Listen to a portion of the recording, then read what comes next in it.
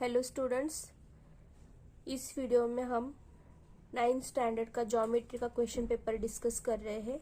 तो पहले ही मैंने 4 क्वेश्चन तक डिस्कस किया है जिसके वीडियो चैनल पे अपलोड किए गए हैं। ये 5th क्वेश्चन है और ये लास्ट वीडियो है इस क्वेश्चन पेपर के। तो मैंने मैथ्स 1 का भी एक पेपर अपलोड किया है चैनल पे और ये मैथ्स 2 का पेपर है। तो दोनों पेपर आप 9th की प्लेलिस्ट की लिंक आपको डिस्क्रिप्शन में मिल जाएगी, वहां पे जाके आप देख सकते हो। तो ये पेपर, दोनों पेपर आप ठीक से देख लो, इसका आपको बहुत ज्यादा यूज होगा आपके एग्जाम में, क्योंकि मैंने हर तरह का क्वेश्चन यहाँ पे लिया है और कवर किया है। हर एक एग्जाम्पल मैंने अच्छे से समझाया है, तो आपको इसका 100% यूज होगा। तो हम स्टार्ट करते हैं। Question 5th, solve any one question from the following बोला है फॉर 5 मार्क्स। ठीक है, एक क्वेश्चन 5 मार्क के लिए। तो देखो, इसमें से एक करना है, ऐसा नहीं करना पूरा ए सॉल्व करो या फिर पूरा बी सॉल्व कर लो, कोई एक करना है। ठीक है, तो एक क्वेश्चन में क्या है, देखो, the measure of angles of a triangle are in the ratio 5:6:7। Find the measures. अभी लास्ट वीडियो में, मतलब लास्ट क्वेश्चन में ही हमने सीखा है कि sum of all angles of triangle is 180 degree. अगर आपका ये ट्रायंगल है, ट्रायंगल ए बी सी, तो इनका एंगल का सम अगर आप करोगे, ठीक है, एंगल का सम अगर करोगे, इन 3 एंगल्स का सम, तो वो क्या आ जाएगा, angle A plus angle B plus angle C is 180 degree आ जाएगा। ठीक है, हर ट्रायंगल के लिए ये अप्लीकेबल है। तो उसका ही यूज करना है हमें इन दोनों क्वेश्चंस में। क्या बोला है, the measure of angles of triangle are in the ratio 5:6:7। ठीक है, फाइंड द मेजर्स। तो रेशियो दिया है हमें, इसका मतलब क्या हुआ कि आपका, मतलब ये एंगल होगा 5x। अगर रेशियो में दिया है ना, तो वहां पे एक वेरिएबल कंसिडर करो, मतलब x कंसिडर करो। तो एक एंगल आपका 5x होगा, दूसरा एंगल होगा आपका 6x और तीसरा एंगल होगा आपका 7x। ओके, रेशियो दिया है, इस वजह से हमने इस तरह से कंसिडर किया। तो क्या करोगे आप फर्स्ट क्वेश्चन के लिए, suppose angles of a triangle are, अभी 5:6:7 दिया है, इसलिए हम कंसिडर कर रहे हैं 5x 6x एंड 7x। तो हमें प्रूव करना है, मतलब फाइंड करना है मेजर। तो हमें इस प्रूफ का यूज करना है, मतलब ये जो प्रॉपर्टी है उसका यूज करना है, एंगल सम प्रॉपर्टी का यूज। क्या है एंगल सम प्रॉपर्टी? कि sum of all angles of triangle, all angles of a triangle is 180 degree. ये पूरा आपको लिखना पड़ता है। ठीक है, आपको अच्छे से, मतलब फुल मार्क्स अगर चाहिए तो आपको ये पूरा लिखना पड़ता है कि आप कौन सी प्रॉपर्टी यूज कर रहे हो, क्यों यूज कर रहे हो, वो प्रॉपर्टी क्या है, ये पूरा आपको लिखना पड़ता है। तो यहाँ पे एंगल सम प्रॉपर्टी यूज करोगे आप, sum of all angles of triangle is 180 degree. तो ले लो सम, इस वजह से क्या लिख सकते हैं हम, देयरफॉर सम, मतलब एडिशन कर लो इन तीनों की, 5x, क्योंकि ये एंगल ही कंसिडर किए हैं ना हमने, 5x plus 6x plus 7x is 180 degree. अभी ये जो टर्म्स है तीनों भी x की टर्म्स है, तो इनको हम ऐड कर सकते हैं। देखो 5 प्लस 6 इज 11 और 11 प्लस 7 इज 18। तो 18x इज इक्वल टू क्या आ गया, 180 डिग्री। तो x की वैल्यू फाइंड करनी, तो 18 को इस साइड लेके आओ, क्या करेगा, डिवाइड करेगा 18। तो 18 1 जा 18 बचा 0। x की वैल्यू क्या आई है आपकी, 10 डिग्री। ठीक है, ये है x की वैल्यू। लेकिन आपको क्या करना है, find the measures of all 3 angles. तो 3 एंगल्स कौन से थे हमारे, 5x 6x और 7x। तो ले लो यहाँ पे 5x 6x और 7x, ये क्या है आपके एंगल्स। तो वैल्यू पुट कर लो, 5 इंटू 10, 6 इंटू 10, 7 इंटू 10। तो क्या आ जाएगा, 50 डिग्री, ये आ जाएगा 60 डिग्री और ये 70 डिग्री। एडिशन करके देख सकते हो, आपका 180 ही आएगा। ठीक है, 70 plus 60 is 130, 130 plus 50 is 180 degree. Okay, तो लास्ट में आपको यहाँ पे क्या लिखना है, measure of 3 angles of a triangle are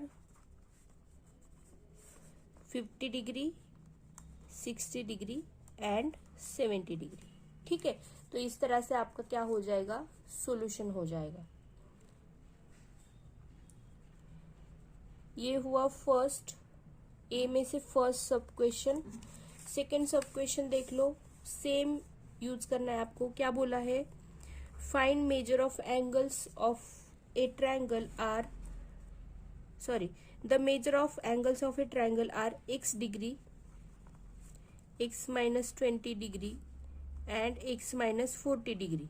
तो find the measure of each angle बोला है। ठीक है, तो यहाँ पे भी हम क्या करेंगे, use angle sum property of a triangle, angle sum property of a triangle. ठीक है, तो क्या है angle sum property of triangle, sum of all 3 angles of triangle is 180 degree. तो वो लिख लो आप। तो क्या करेंगे, हम सम कर लेंगे इनकी, तो कर लो, x plus x minus 20 plus, bracket में डालो इनको, x minus 40 is equal to क्या है, 180 डिग्री।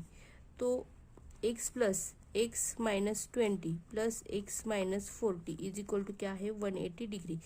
x प्लस x कितने हुए, 3x। ये माइनस 20 माइनस 40 दोनों नंबर्स के साइन सेम है, तो क्या हो जाएगा, एडिशन, 40 प्लस 20 60, और ये माइनस साइन कॉमन आ जाएगा यहाँ पे, इज इक्वल टू 180 डिग्री। आपको x की वैल्यू निकालनी है, तो सारे नंबर्स दूसरी साइड लेके जाओ। यहाँ पे क्या बचेगा, 3x इज इक्वल टू 180, ये 60 यहाँ पे माइनस है, इस साइड आके क्या हो जाएगा, plus. 3x is equal to कितना आ गया, 180 प्लस 60 इज 240। अभी x की वैल्यू फाइंड करनी है, तो इस 3 को इस साइड लेके आओ, वो क्या करेगा, डिवाइड करेगा। तो देखो 3 8 जा 24, और ये 0 बचा हुआ लेना है आपको, 0 को नहीं छोड़ना है। ठीक है, x की वैल्यू क्या आ गई, 80। तो आपके एंगल्स क्या थे, x minus 20 and x minus 40। तो देखो क्या आ जाएगी वैल्यू, x की वैल्यू है 80, x माइनस 20 मतलब 80 माइनस 20 क्या आ जाएगा, 60, और यहाँ पे 80 माइनस 40 क्या आ जाएगा, 40। तो इस तरह से आपको वैल्यूज मिली 80 degree, 60 degree and 40 degree. These are the measure of angle, measure of angles. ठीक है, तो इस तरह से आपका ये हो जाएगा सॉल्यूशन।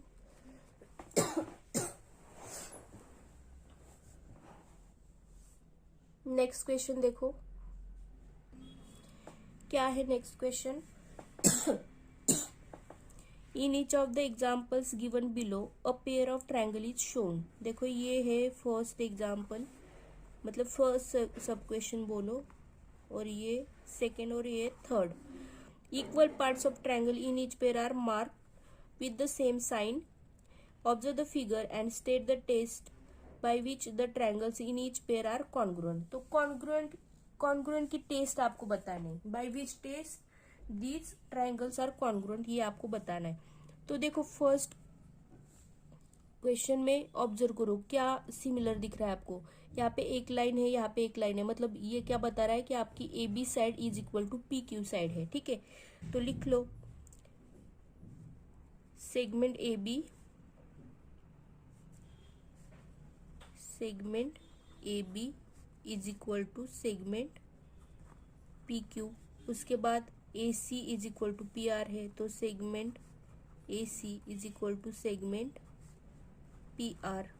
और उसके बाद ये नीचे की बेस लाइन जो है वो भी इक्वल दिख रहा है, 2 लाइन से दिखा रहा है, तो segment B C is equal to segment Q R, segment B C is equal to segment Q are.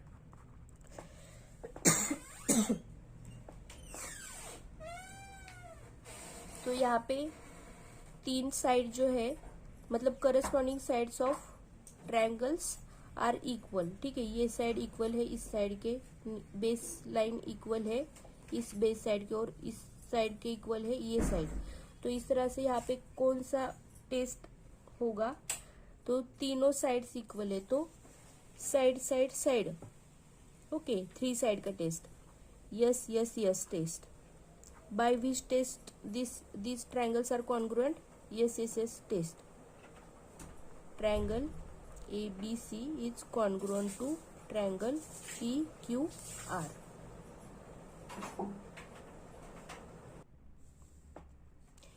Second question देखो, XYZ ट्रायंगल है, ट्रायंगल LMN।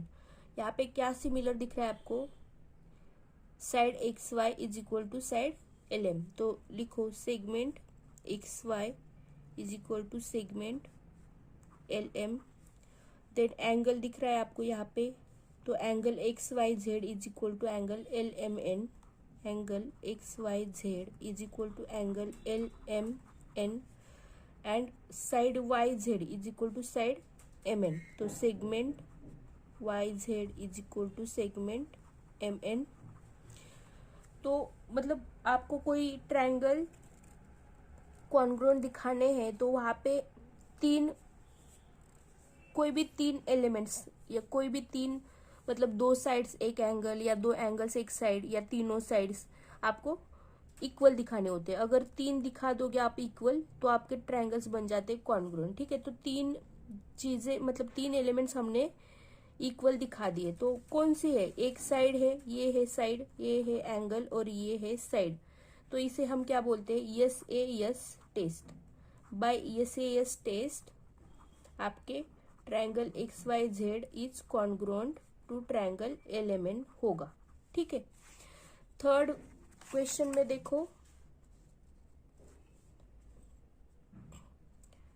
क्या दिख रहा है आपको, triangle PQR and triangle STU।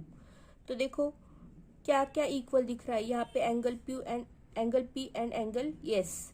तो लिखो यहाँ पे क्या है, एंगल P मतलब क्या, QPR, पूरा एंगल का नाम लिखना है, ठीक है। Angle QPR is equal to angle TSU।